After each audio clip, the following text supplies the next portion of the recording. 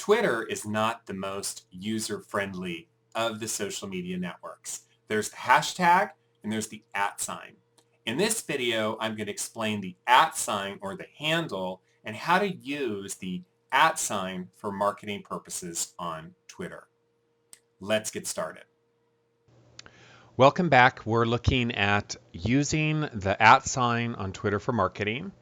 And of course, the materials are in the YouTube description. And let's just sort of kind of understand the basic principles of the @ sign. So it's sometimes referred to as the handle on Twitter. People say, "What's your Twitter handle?" My handle is @JasonEG3. It's also technically really called the account on Twitter. And it's prefaced with that @ sign, and really, again, Twitter is that originator. So I am @JasonEG3, for instance, and Katy Perry is @Katy Perry. And you'll look here at the URL, so you'll see it's twitter.com/Katy Perry, but down here it's listed as @Katy Perry, and when she's tweeting, @Katy Perry right there. Okay, so that's the idea behind it. It's sort of your identifier. Now, it has some interesting properties, and you can see the properties here. So here's a tweet by Katy Perry that she's pinned to her account on September 27th.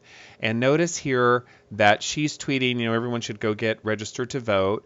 And notice how @rock the vote, if you hover, then you see that account. And if you're on Twitter on your phone, you can click on it. On your computer, you can click. So Katy Perry tweeted rock the vote, and now I can click over to that account. So it's clickable in a tweet.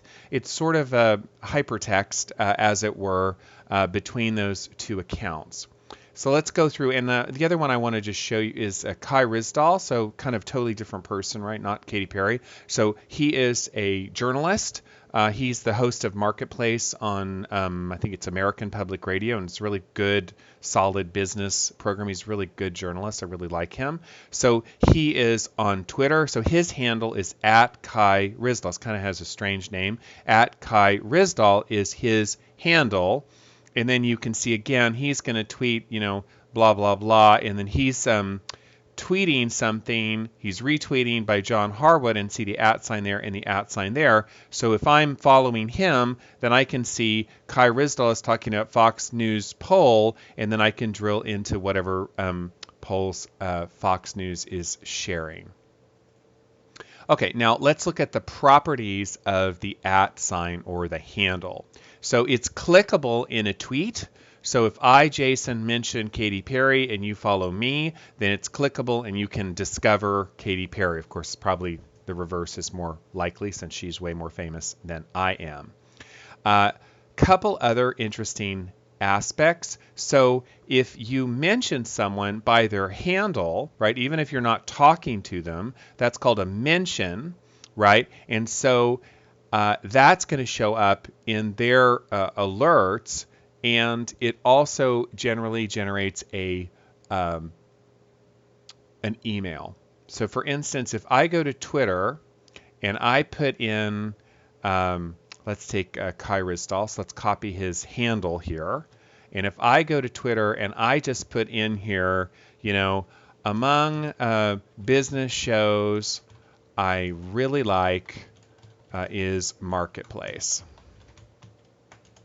run by like that. And I hit tweet. So now, assuming, if he wasn't as important as he really is, he would now see that he's been mentioned in my tweet, and he could respond and say thank you or whatever. So this is sort of like overheard in conversation, as it were. So start to realize, as a marketer, right, you can mention people in your tweets, and then that generates a notification in their account, and then they might pay attention, and it'll also generate an email, right? So you start to get these notifications in here, and those are also showing up in your tweet. So here's Bayvac, where I teach in San Francisco, and a long time ago they tweeted something and were talking about me and I was talking about them, that kind of thing. So That is another use of this, is this idea of mentioning each other. Now, you can tweet to a person, which is sort of like sending them kind of like a spam email, an unsolicited email, by finding their account. So I can go to Katy Perry and I can click tweet to Katy Perry and I can say, when are you going to have a new album out? I can't wait. And I am your biggest fan, which is sort of true. I actually really like her music. I know I'm not supposed to because I'm a 50-year-old man, but I think Katy Perry's awesome. So I'm going to hit tweet. So I have sort of sent her a message, and because I did it in this fashion, my followers, right, won't shamelessly see that I am, that I like Katy Perry. I guess she actually does have a new album out. I guess I don't like her that bad. So I guess she's coming out with something, which is great. So, if you find someone's account, you can tweet to anyone. That's part of the beauty of it. It's totally open. And we're going to look at that as a promotion strategy as well. So there's 3 aspects of the handle that are very useful. Clickable in a tweet, so your followers and their followers can find each other and get interested. If you mention someone, it generates an alert, and you can kind of secretly tweet to a person by putting that @ in the very beginning of your tweet. Now let's look at the marketing implications, and I call this the @someone famous strategy. So what I mean here is, if you think kind of to television, for instance, Oprah, back when she had a very famous, television show, she's, biggest show on TV prior to Ellen, right? And she had Dr. Phil on her show. So you are watching Oprah, and then Dr. Phil comes on her show, and then you see Dr. Phil, and you go, oh, wow, that's interesting. And so then you start to watch his television show. So Oprah, who's more famous than Dr. Phil, has Dr. Phil come on, and then you learn about him. This happens all the time, on the Tonight Show. Somebody comes on and Jimmy Farrell interviews him, or somebody's on the Daily Show, and there's a book interview, and you're being promoted. So this is the same idea, just on Twitter.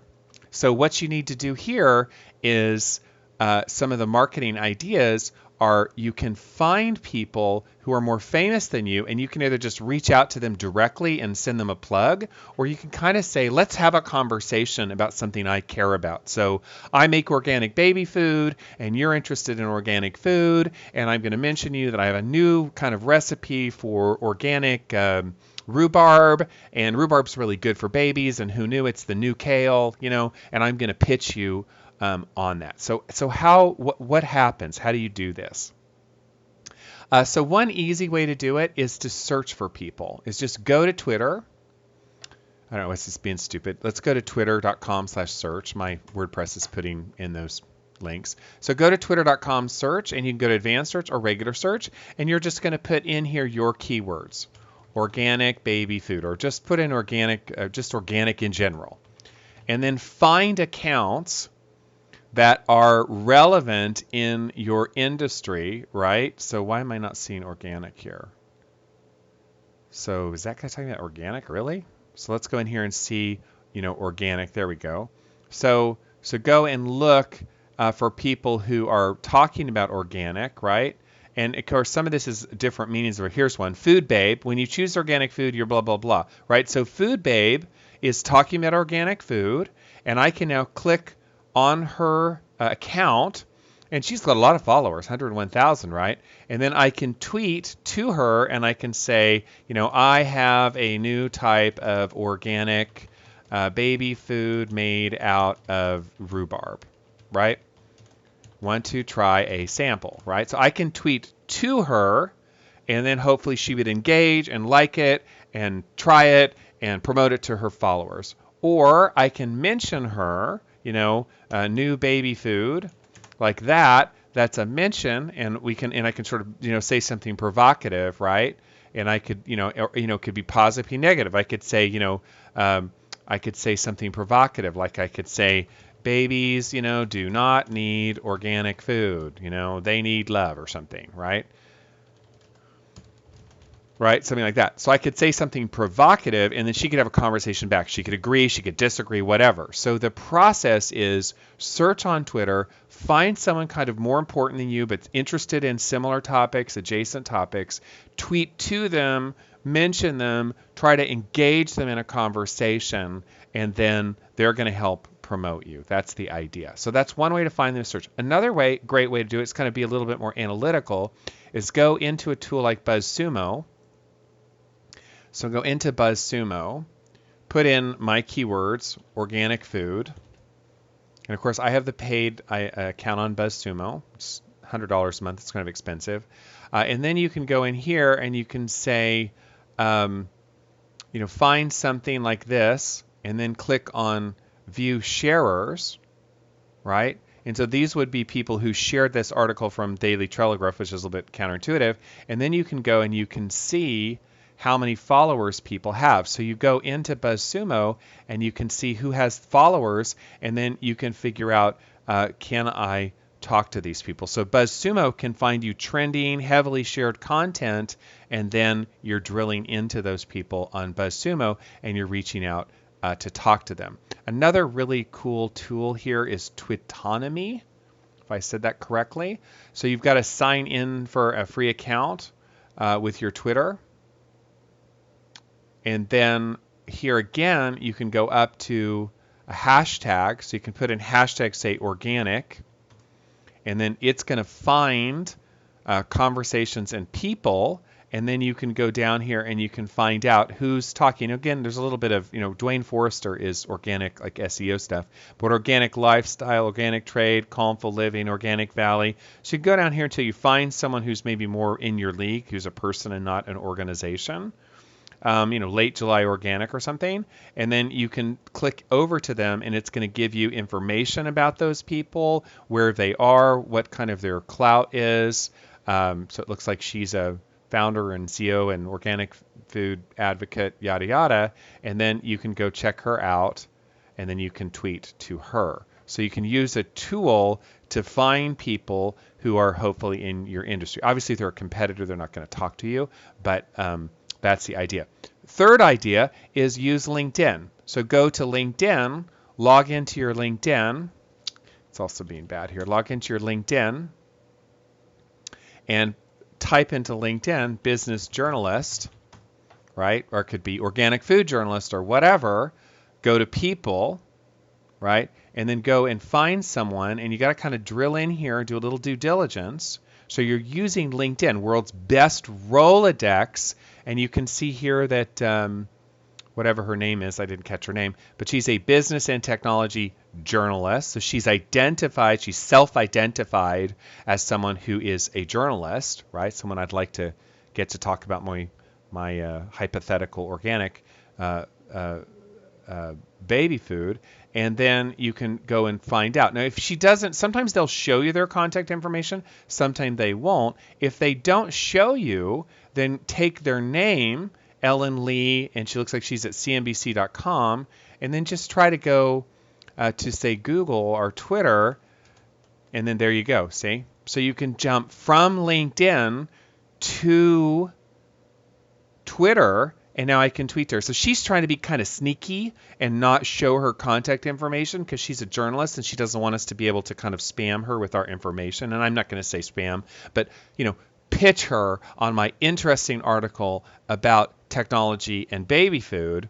But I can use LinkedIn to discover these journalists, and then I can hunt them down on Twitter, and Twitter is totally open, and now I can reach out to her. And she doesn't have that many followers, so she shouldn't be so full of herself that she's going to hide from LinkedIn, that she's too good for us to talk to. So you can use it to try to find people that you want to talk to through LinkedIn. It's a great way to use LinkedIn to talk to Twitter. You can also use Google's cite command, so cite:/twitter.com, and then you can use it to find accounts that are relevant, and then you can check out accounts, and you can also go search tools anytime, past month, to find people tweeting on topics. And again, you can go and see who's tweeting. And so this guy here, with the really awesome six-pack abs, right? He is tweeting and he's got 29,000 followers and he is a diet guy and you can tweet to him and see he's, talking about organic,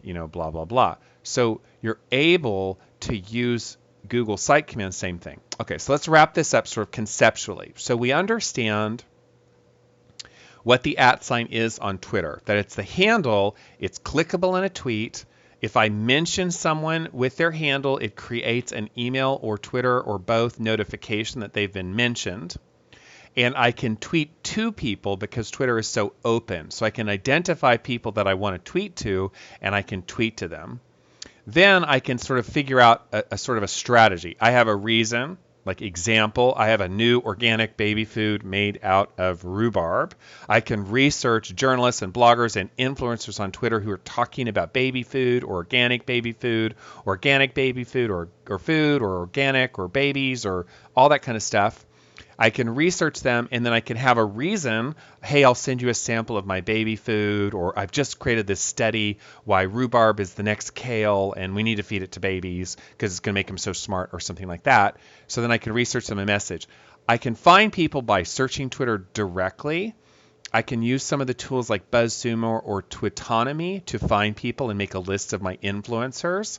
I can use LinkedIn to figure out who's a journalist and on the topic or who's a blogger and the topic. And then from LinkedIn, I can go back to Twitter and find those people, or I can use Google's site search. Now, to wrap all of this up, and I've kind of joked around about the fat burner guy who's got the great abs and the journalist lady who's a little bit too snooty to be reachable on LinkedIn. But more seriously, remember, just because it's very open and just because technically, yes, you can tweet to Katy Perry, that doesn't mean that they're actually going to answer you, right? You have to have an offer that's useful, interesting, meaningful, and you kind of can't go out of your league, right? I can't really tweet to Kai Rizdal. He's too important to talk to a mere mortal like me. You got to find people that are sort of more in your league or have a reason to respond. So that, my friends, is how to use the @ or the handle for Twitter marketing. Please subscribe to the channel and put any questions in YouTube, or you can tweet to me with your questions.